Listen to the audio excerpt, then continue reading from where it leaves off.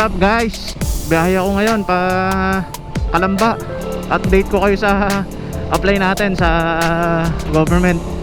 Last vlog siguro after a month ago ata yun. Dami kasing inasikaso guys eh. Hindi nakakapag-vlog, hindi nakakapag-ride. After a month ago na apply natin, eto, bago pa lang. Talagang pag sa government guys, medyo matagal talaga ang proseso. Matagal na, mahirap at magastos. Ay wala, ganun talaga. Beginning is always the hardest. Kaya nga, buti na ikisama yung panahon. Hindi masyadong mainit. Kasi nitong mga nakarang araw guys, talagang something ang init talaga. Eh ngayon makulimlim oh. Parang magtatagulan na yata eh.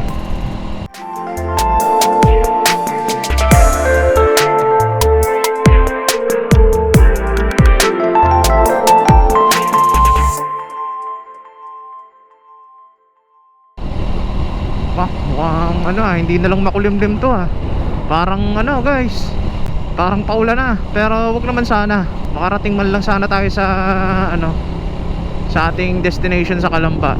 Kahit mamaya na umulan na pauwi na. Ang ginhawa ng daan dito sa may pila ba? Pagka maraming puno na ganito guys, ang sarap dumaan na parang ang lawak na ang lamig, ganun. Oh, daming prutas dito Dati wala niyan guys. Siguro ganun na lang siguro talaga katagal akong hindi bumibiyahe dito. Dami ng prutasan dito ngayon tayo sa bayan ng Victoria. Hindi talaga ako ma-overtake sa Cobrada hanggat hindi ko kita yung kasalubong ko. Hanggat hindi ko kita yung road ahead. Hirap na baka biglang mamaya may bumulaga sa iyo Hirap pa naman ng ganun. Ang hirap mag-react kahit na mabilis yung reaction mo. Mahirap. Minsan kahit na nakapag-react ka na ng tama, syempre yung motor dahil sa motion na medyo mabilis ka kasi umovertake ka nga. Ayun, yun ang mahirap. Ako nakaambo na. Nawa, wag namang tumuloy.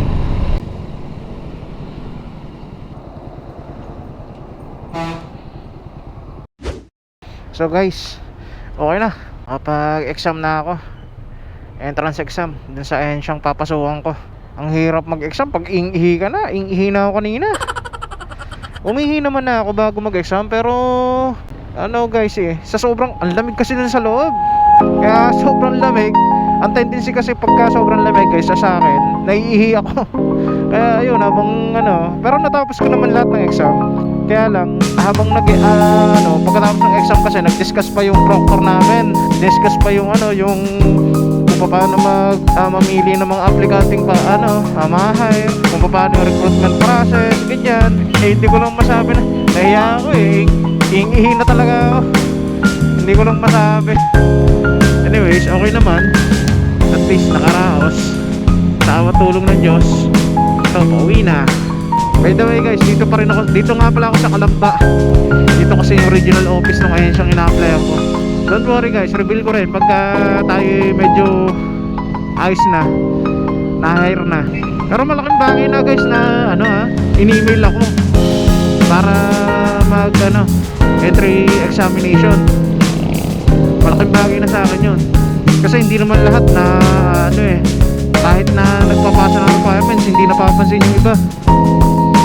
Rush hour na, kaya sigit na dito lasing ko na kaya talagang gitgita na dito.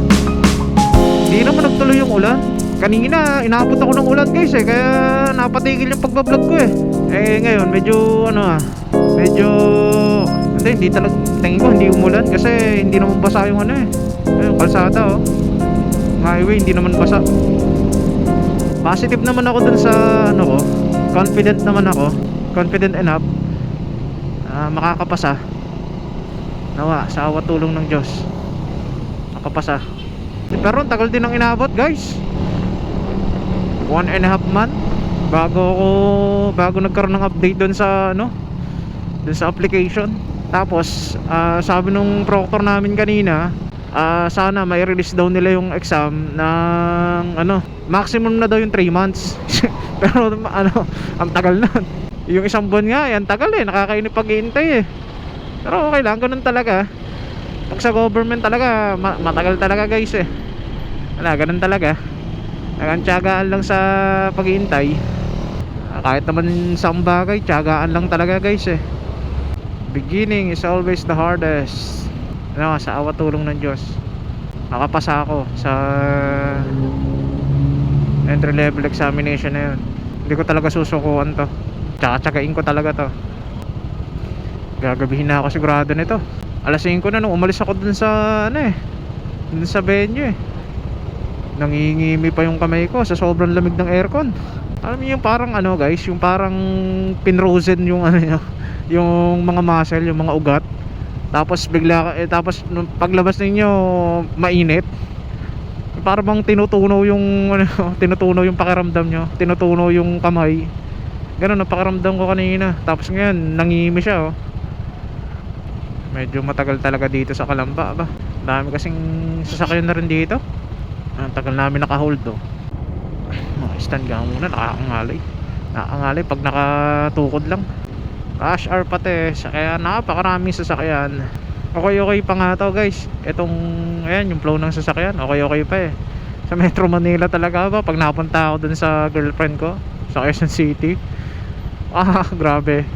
Pag nag-traffic, talagang traffic, alas hindi umuusad. Pero kung titingnan mo yung distansya nila ng mga lugar doon, ang lalapit lang. Kaya lang, inaabot ka talaga ng 1 oras, inaabot ka ng 1.5 oras to 2 hours. Ang pupuntahan mo, mga lang naman, mga ilang kilometers lang, mga 15 kilometers, 20 kilometers. Pero nga dahil nga sa sobrang traffic, naaabutin ka talaga ng oras.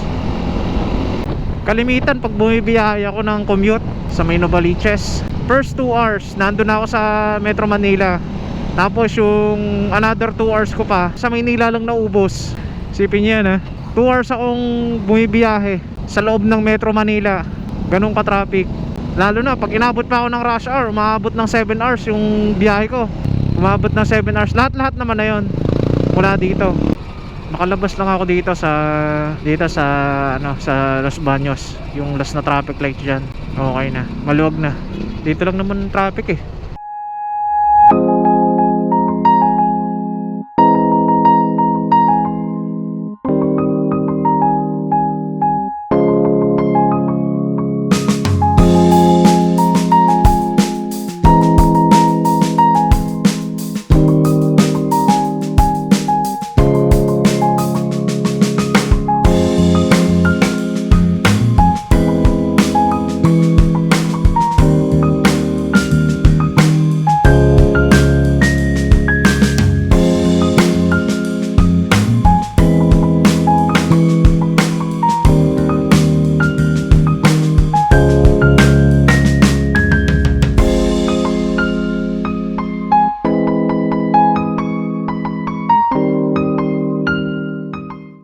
So guys, nandito na tayo sa Masapang. Nalobat na pala kanina. Hindi ko na malayan. Battery empty na. Ito, Victoria na to guys. Tapos na ang masalimuot na traffic ng Los Baños at Calamba. Ay. Lapit-lapit na tayo. Sunod na nito ay Pila, tapos Santa Cruz, tapos sa amin na. Okay, let's go.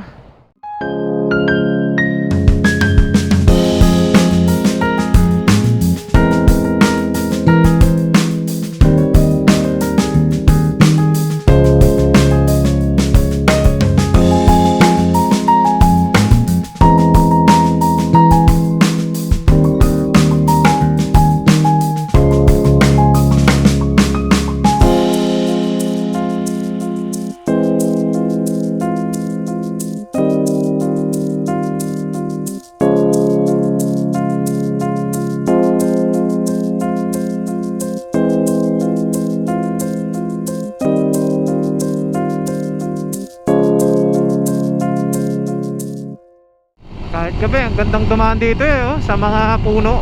Yung mga maraming puno-puno na sinabi ko kanina nung umaga. Ang ginawa Tsaka dito, may McDo na McDo tsaka Jollibee. Dati wala nito Linis lang to dati guys. Itong na to. Yun may McDo Jollibee na Ang ganda kasi nabuhay yung dati kasi to guys talagang andilim, patay na bahagi ba, parang ganun. Nagkaroon ng establishment. Ang laki talagang tulong ng mga Jollibee ganyan, McDo, mga ganyan. Kahit gasolinahan lang ang maitayo nabubuhay ang ang paligid ang surroundings. Ano kaya mabiling ulam? Chokes to go, Senyor Pedro. Yung Senyor Pedro kasi sa akin, tsaka yung ano eh, yung Andox, parang halos paparehas lang. Parehas lang ang luto tsaka lasa. Eh mas mura ang Senyor Pedro. Kaya yun ang binibili ko.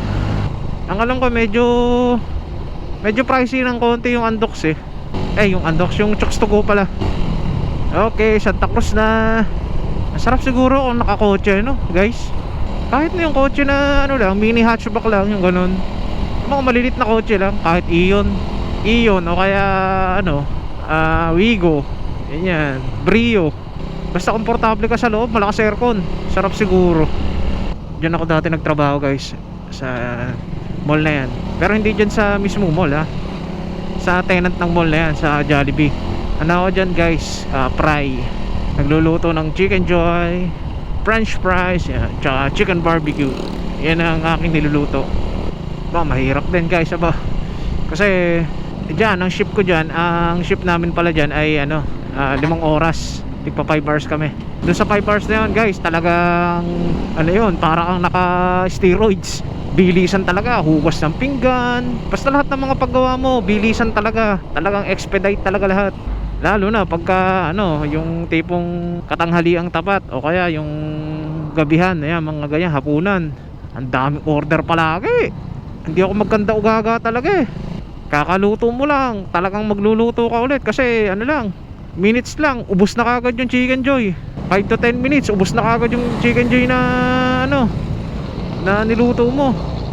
Ilang Chicken Joy sa isang kasi, sa isang dip, sa isang lublob, siguro nasa 48 na Chicken Joy ang naluluto kasi dalawang lubluban yun eh. Yung isang lubluban 24. Doon na lang sa amin na makabili ng ng uulamin. Dapat pala, guys, pagka bibiyaya ko na alanganin yung alis ko, na hindi ko alam kung makakabalik ako ng maliwanag pa o madilim na. For safety na rin yung magdadala may may libreng clear visor. Dapat dinala ko. Ang hirap pagka parang ang dilim-dilim eh. Pero pagka tinitingnan ko naman siya sa liwanag, pagka nakataas yung visor. Pero pag nakababa, akala mo talagang walang akala mo walang street lights ba. Ang dilim. Pero naman, ayos pa naman kasi maano pa naman yung mata natin tsaka yung reflexes natin. Mabilis pa parehas. Uy, lapit na sa amin. Na lang siguro to, mga 5 kilometers. Tao dito. Kampanya to, guys. Basta ganito maraming tao. Oo nga, kampanya nga. Politician.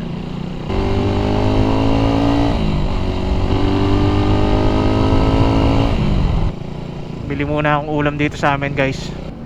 Dito sa Galitos. Bili muna tayo. Yeah. May isang buo 300. Teka, tingnan ko lang yung pera ko. Baka wala na akong kalahati na lang. Kalahati na? Kalahati.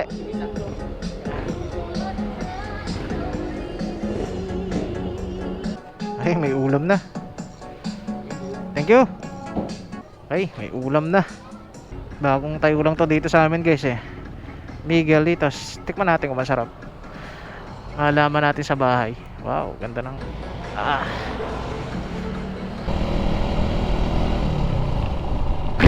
Ay, sokas.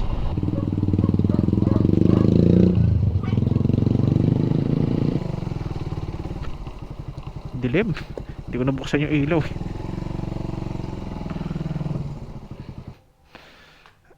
Yun, okay. Home sweet home. So paano, guys? Yung dito na lang. Salamat sa pagsama nyo sa akin. Ingat palagi, ride safe.